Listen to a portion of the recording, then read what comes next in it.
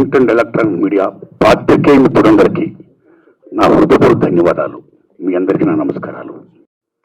మిత్రులారా, ముందుగా ఎన్నో ఏళ్లుగా ఎదురు చూస్తున్నటువంటి ప్రభుత్వ అవార్డులు, నంది అవార్డులు, ఇవాళ తెలంగాణలో గద్దర్ ప్రజాయుద్ధం ఒక గద్దర్ అవార్డులు పేరిట సీఎం రేవంత్ రెడ్డి గారి గవర్నమెంట్ ప్రకటించడం మామూలు ఆనందం కాదు. Very very happy. అంటే ఇండస్ట్రీ యొక్క ఉనికిని గుర్తించి గౌరవించినందుకు సీఎం రేవంత్ రెడ్డి గారికి, వారి టీంకి నా నమస్కారాలు. అలాగే జాతీయ అవార్డు గ్రహీతలకి, పైడి సురేష్ గారు, జయరాజ్ గారి అవార్డులకి, కాంతారా గారి అవార్డులకి, అవార్డు గ్రహీతలందరూ కూడా ధన్యవాదాలు చెప్తున్నా. తెలంగాణ ప్రభుత్వం ఏ విధంగా అయితే గద్దర్ అవార్డులు ప్రకటించిందో, అలాగే ఎన్నో ఏళ్లుగా ఎదురు చూస్తున్నటువంటి నంది అవార్డులు కూడా మన చంద్రబాబు నాయుడు గారు అక్కడ ప్రకటించాలని నేను మనస్ఫూర్తిగా విజ్ఞప్తి చేస్తున్నా. ఇక ముఖ్యంగా నేను మీ పాత్రికేయ మిత్రులందరినీ ఎందుకు పిలిచానంటే, ఎందుకు విజ్ఞప్తి చేశానంటే, రీసెంట్గా ఇండస్ట్రీ మొత్తం పర్సంటేజ్ కావాలని మ్యాక్సిమం అబౌవ్ 80% అనే ఇష్యూ మీద చర్చలు జరుపుతూ both producer council and film chamber అనేక చర్చలు జరుపుతూ కొనసాగిస్తున్న దశలో ఎప్పుడు చర్చలు ఫలప్రదం అవుతాయా, ఎప్పుడు సినిమా ఇండస్ట్రీలో పర్సెంటేజ్ సిస్టమ్ వస్తుందా అని ఎదురు చూస్తున్న నాలాంటి సగటు నిర్మాతలందరికీ కూడా తీరని విఘాతం జరిగింది. ఈ మధ్య రీసెంట్గా ఒక విషయం ఏంటంటే, హరిహరి వీరమల్లు అనే సినిమాని ఆపడం కోసమే జూన్ 1 నుంచి బంద్ ప్రకటిస్తున్నారు పర్సెంటేజ్ కానీ ఇవ్వకపోతే అనే మాట రావడం అనేది చాలా దుర్మార్గం. It's a trash. అది ఉత్తిది, అది కరెక్ట్ కాదు. అందులో కుట్ర ఉంది. ఆ కుట్రదారులు ఎవరు తెలుసుకోవాలి అని స్వయంగా పవన్ కళ్యాణ్ గారు ఆఫీస్ నుంచి రావడం అనేది, స్వయంగా సినిమాటోగ్రఫీ మంత్రి దుర్గేష్ గారు మాట్లాడడం అనేది కరెక్ట్ కాదు. ఎందుకంటే మిత్రులారా, ప్రొడ్యూసర్ కౌన్సిల్ కానీ, ఫిల్మ్ ఛాంబర్ కానీ, అవి సినిమా పరిశ్రమ పాలనా సంస్థలు, ఆ రెండు సంస్థలు కూడా బంద్ ప్రకటిస్తాను ఇప్పుడు చెప్పలా. డిసిషన్స్ ఆర్ గోయింగ్ ఆన్ అని చెప్పారు.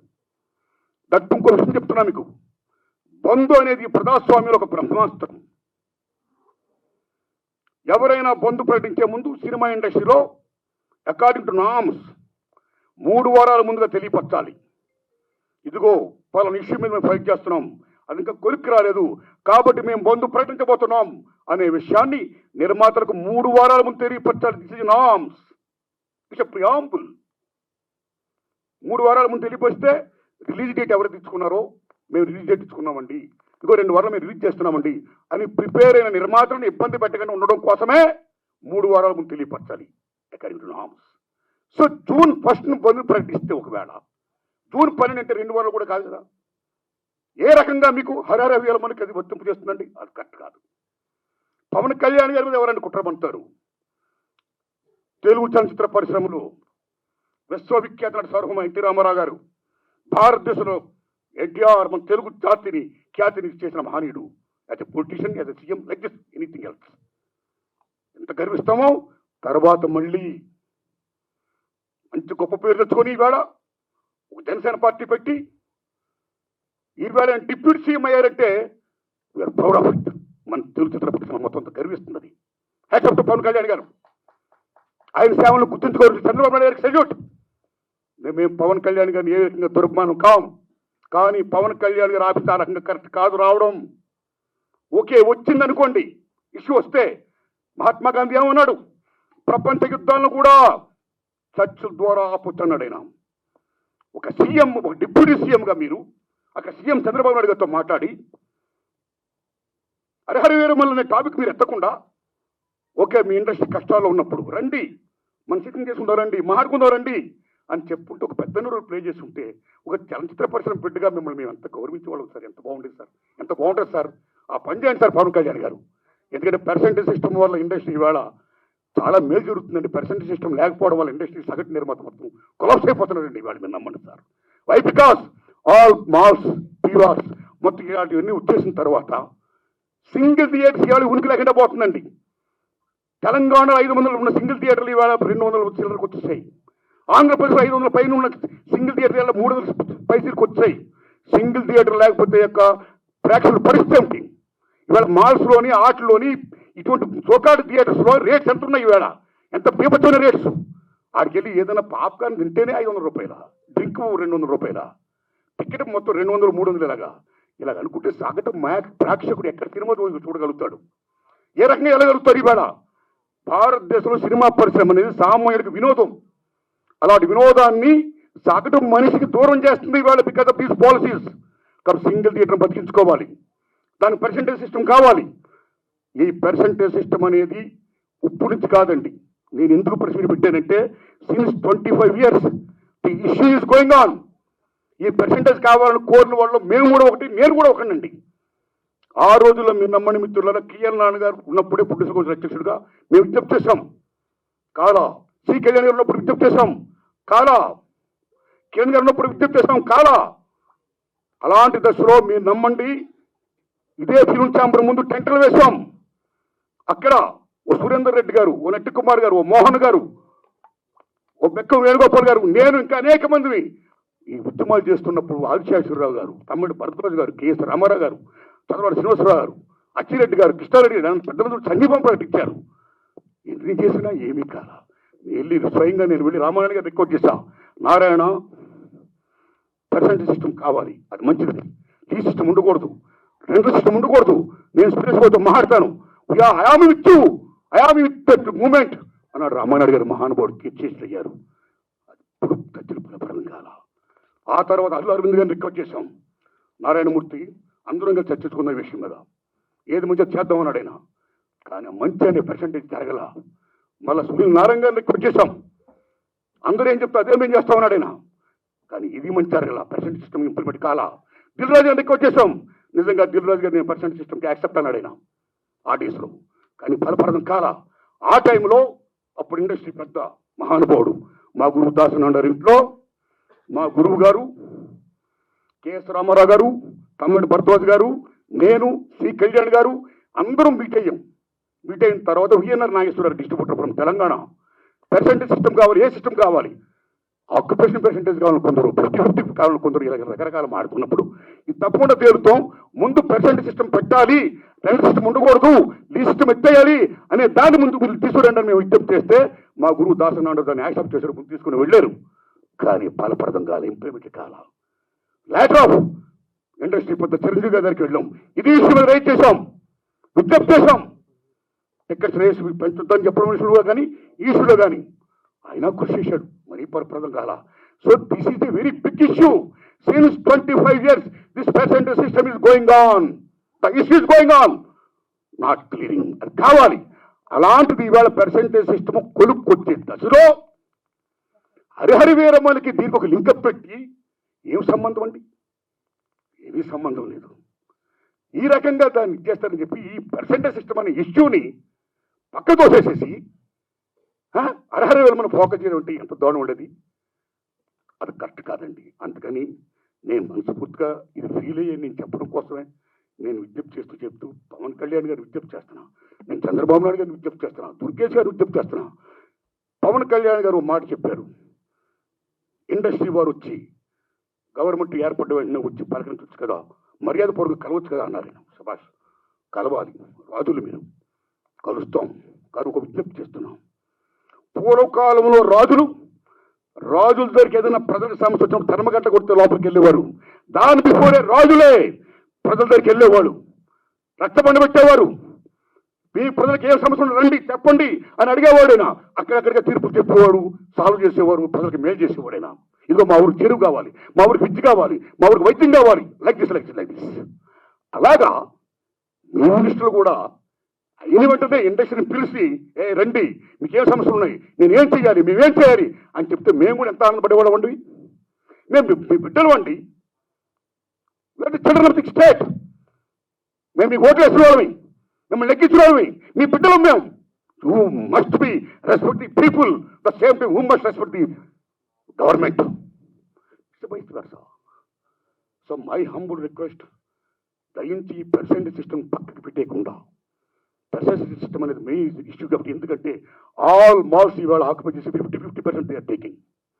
కార్పొరేట్ సెటప్తో కూడుకుని ప్రైవేట్ సంస్థలు ఏమైతే ఉన్నాయో ఆ కార్పొరేట్స్ అందరూ కూడా వాళ్ళు దే ఆర్ గెటింగ్ 50% మరి సింగిల్ థియేటర్కి ఏమైంది? సింగిల్ థియేటర్ అందరూ మనవాడు ఎక్కడోళ్ళు, ఓ ఫ్యాషన్తో కట్టుకున్నవాడు, ఈ తల్లిని నమ్ముకున్నవాడు. సినిమా అంటేనే తల్లి తండ్రి నిర్మాత తీసేవాడు, చూసేవాడు ప్రేక్షకుడు దేవుడు. ఇద్దరికి మధ్య సందర్గా చూపించే తల్లి సినిమా, సినిమా హాల్ ఓ దేవాలయం. ఆ దేవాలయాలు బాగుండాలి. ఇవాళ ఎన్ని దేవాలయాలు కళ్యాణ మండపాలు అయిపోతున్నాయి, ఎన్ని దేవాలయాలు మూసిపడిపోతున్నాయి. Because this is system.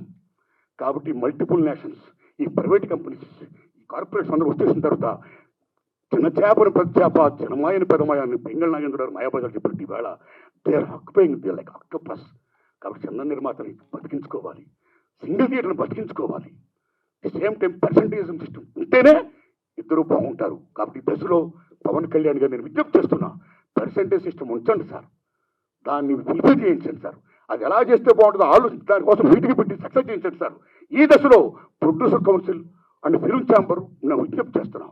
Already మీరు విశాఖపట్నంలో మీటింగ్ అయ్యారు. ఏ మీటింగ్ చేసుకున్నా సరే 25,000 బట్టి రావణ కాష్టంలా కాలుతున్న ఏ పర్సెంటేజ్ సిస్టమ్ అయితే ఉందో దాన్ని మీరు మళ్ళీ పక్కకి దోసేయకుండా, ఏదో దాన్ని అడ్డం పెట్టి దాన్ని మళ్ళీ అడ్రస్ కూడా చేయకుండా ఆ పర్సెంటేజ్ సిస్టమ్ విషయంలో కొలిక్కొట్టి ఇంప్లిమెంట్ చేసి సగటు నిర్మాతను బ్రతికించండి. అప్పుడే మా సినిమాలు చూస్తారు జనం, లేకపోతే ఓటీలు చూస్తారండి. వేళ మాలాంటి సినిమాలు చూడాలంటే జనం రావాలి. జనం రావాలంటే బరుగు 15 వర్గాలు రావాలంటే ఎక్కడ వస్తారండి? వాళ్ళ కొద్ది డబ్బులు పెట్టి ద కాంట్ కమ్. ఆ ఓటీలు వస్తుంది చూద్దాంలే. ఎన్ని సినిమాలు ఇవాళ బాగా ఆడుతున్నాయండి? పర్సెంటేజ్ సిస్టమ్ ఎంత తగ్గిపోయిందండి. కాబట్టి సినిమా పథకాలను, సగటు నిర్మాత పథకాలను 80% ఆఫ్ ఇండస్ట్రీ పథకాలను మరుగుడు ఉండాలి. సరే, పర్సెంటేజ్ సిస్టమ్ కావాలి. ఆ సిస్టమ్ కోసం పెద్దలు కృషి చేయాలి. Film chamber and producer council ఆ విషయంలో నిర్ణయం తీసుకోవాలి. గవర్నమెంట్ మనం కలవాలి. అపాయింట్మెంట్ తన ఆనందం పెట్టండి. మీరు వెళ్ళండి, కలవండి, మన డిమాండ్ చెప్పండి, పర్సెంటేజ్ సిస్టమ్ కావాలి, ఇంప్లిమెంట్ చేయండి అని విజ్ఞప్తి చేయండి. అదే నా విజ్ఞప్తిగా భావిస్తూ ఇంకా రేట్లు చాలా ఇంపార్టెంట్ అండి. మీరు నమ్మండి, భారతదేశంలో 1961 తర్వాత థియేటర్లో ఏ రేట్లు పెట్టాలి, ఎలా పెట్టాలి, భారతీయుల యొక్క తలసరి ఆదాయాన్ని బట్టి, జీవన ప్రమాణాలను బట్టి రేట్లు నిర్ణయించినప్పుడు గవర్నమెంట్ ఒక కంపెనీ వేసి ఓ నేల, ఓ బెంచి, ఓ కుర్చీ, ఓ పార్కింగ్లై తరగతులు సృష్టించింది. ఈవేళ నేల లేదు, బెంచీ లేదు, ఒకటే క్లాసు అయితే 2 క్లాసులు, మొత్తం థియేటర్స్ మొత్తం ఆ రకంగా చేసేసారు. ఓకే, ఇక రేట్లు అనేది ఏమవుతున్నాయో సిస్టమ్ ప్రకారం గవర్నమెంట్ ఏదైనా ఒక రేటు పెడితే ఆ రేట్ని అందరూ కూడా హాండర్ చేయాలి. అలాగ హాండర్ చేయకుండా ఈ మధ్య కాలంలో చాలామంది భారీ చిత్రాలు తీసే నిర్మాతలు వాళ్ళు ఓ 1000 కోట్లు పెడుతున్నారు. ఓకే, హ్యాట్సప్, సెల్యూట్, కేపబిలిటీ ఉంది, పెడుతున్నారు, మనం గర్విస్తున్నాం, సంతోషమే. కానీ అలా పెట్టే నిర్మాతలు చాలామంది ఏం చేస్తున్నారంటే, మా సినిమాకి చాలా ఖర్చు అయిపోయింది కాబట్టి రిలీజ్ ముందు రేట్లు ఎక్కువ పెంచితే మేము సేఫ్ అవుతాం అని ఒకటి పెట్టడం వల్ల, నిజం చెప్పండి తమ్ముళ్ళారు, నేను చెప్తున్న ప్రేంగా, ఆ రకంగా పెట్టడం వల్ల, దానికి గవర్నమెంట్ యాక్సెప్ట్ చేయడం వల్ల మామూలు హారం జరగట్లా సగటు చిత్రానికి. అలాగే ప్రేక్షకులకు డబ్బు ఎంతమంది దగ్గర ఉంటుందండి? పేదవాడికి సినిమా ఎవరు ఉంటుంది, డబ్బు ఉన్నవాడికి సినిమా ఎవరు ఉంటుంది. డబ్బు ఉన్నవాళ్ళు హ్యాపీగా చూడగలుగుతారు, పేదవాళ్ళు ఎక్కడ చూస్తారండి? అప్పు సప్పులు చేసి మరీ చూస్తారండి. ఇంత రేట్లు పెంచిస్తే పాప్కార్న్ బీభత్సం రేట్లు చూస్తే కనీసం 1000 రూపాయలు 1500 ఉంటేనే కానీ వేళ సినిమా చూడలేకపోతున్నాడండి. సో సగటు ప్రేక్షకుడికి వినోదం అనేది చాలా చౌకగా వచ్చే సినిమా ఈవేళ కాస్ట్ అయిపోతే ఈ రేట్లు పెట్టడం వల్ల అదేం ధర్మం అండి? ఇదేం సంక్షేమ రాజ్యం అండి? What are respecting the system of the government? ఒక రేట్లు పెడితే ఎవరికైనా రేట్లు అలాగే హానర్ చేయాలి. వై? బికాస్ మీరు భారీ బట్టలు పెడుతున్నారు, పెట్టుకోండి. మీరు గొప్ప తీస్తున్నారు, తీయండి, మేము గర్విస్తున్నాం. ప్రేక్షకుడికి ఎన్ని ఎందుకంటే సినిమా బాగుందో లేదా, దట్స్ ఆల్. సినిమా బాగుంటే చూస్తాడు, చూడడం. రేట్లు పెట్టడం పెట్టకపోవడం అనేది మీ ఇంట్రెస్ట్ పడి ఉంటుంది. భారీ సినిమాలు తీస్తున్నారు, ఓకే, సెల్యూట్. దాన్ని వాళ్ళ మీద రుద్దకూడదు. బాగుంటే ఆ డబ్బులు వాళ్ళు ఏం పెడుతున్నారు, ఆ డబ్బుతో మీరు కోట్లు సంపాదించవచ్చు. ఉదాహరణ, హాలీవుడ్లో 10 కమాండ్మెంట్స్ స్పెషల్ పెట్టి ఇమ్యూనిటీ తీశారైనా, మామూలు బడ్జెట్ వేలాది కోట్ల సినిమా తీశాడైనా. అండ్ పెన్హార్ వేలాది కోట్లు పెట్టి తీశారు ఆ సినిమాలు. మీరు నమ్మండి, 2 సినిమాలు కూడా బీభత్సమైన hits. And gone with the wind, ఆ సినిమాలకి ఆ రోజుల్లో కోట్లు ఖర్చు అయితే మళ్ళా కోట్లు చేసి మీరు నమ్ముతారా తమ్ముళ్ళారా? గూసుబళ్ళల్లో డబ్బులు తీసుకొని వెళ్ళేవారు. అదే రేట్లు. మేము 10 కమాండ్మెంట్ తీసాం, మేము బెన్హార్ తీసాం, చాలా ఖర్చు పెట్టాం కాబట్టి రేట్లు పెంచండి అని అడగలా. కమ్ టు హిందీ ఫీల్డ్, కేఎస్ఎఫ్ మొగలేదాం అని జీపీ గారు షోలే. మామూలు సినిమాలో మొగలేదాం మీరు నమ్మండి 9 years తీసాడైనా. అప్పు సప్పు మొత్తం పేపర్ మామూలు బడ్జెట్ కాదు.